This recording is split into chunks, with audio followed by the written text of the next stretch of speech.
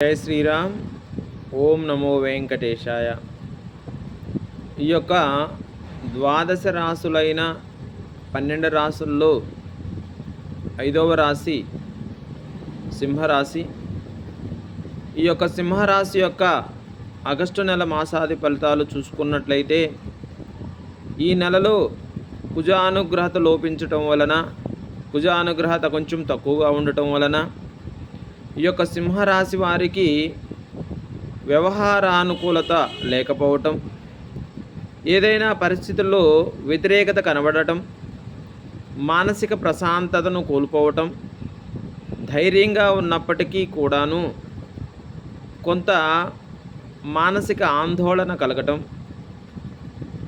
కొన్ని విషయాలలో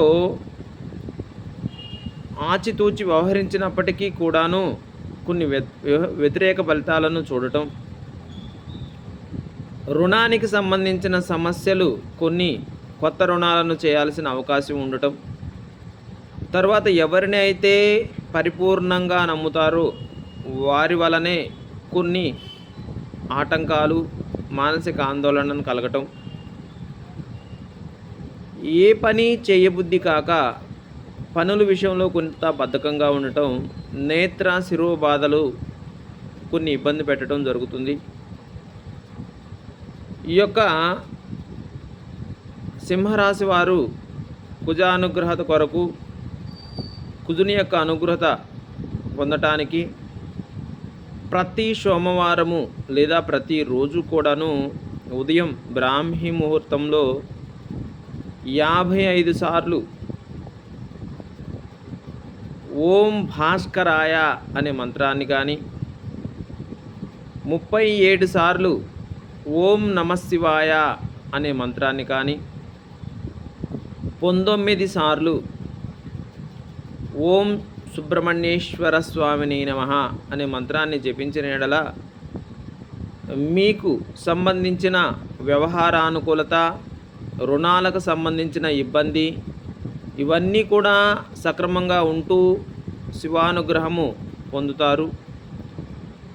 ప్రతి సోమవారము తప్పనిసరిగా శివాలయాన్ని సందర్శించి, మీకు కుదిరితే రుద్రాభిషేకం చేయించుకోవటం చాలా ఉత్తమమైన ఫలితాలు.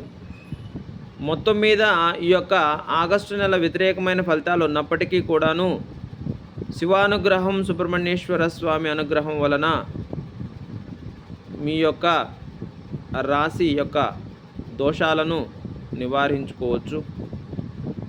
అదేవిధంగా ఆదివారం రోజు పూర్తిగా మాంసాహారానికి దూరంగా ఉండి, గోధుమ పిండితో చేసిన ఏదైనా పదార్థాన్ని ఆవుకు తినిపించటం, గోవసేవ చేయటం వలన మీకు ఉత్తమమైన ఫలితాలు గోచరిస్తాయని చెప్పవచ్చు.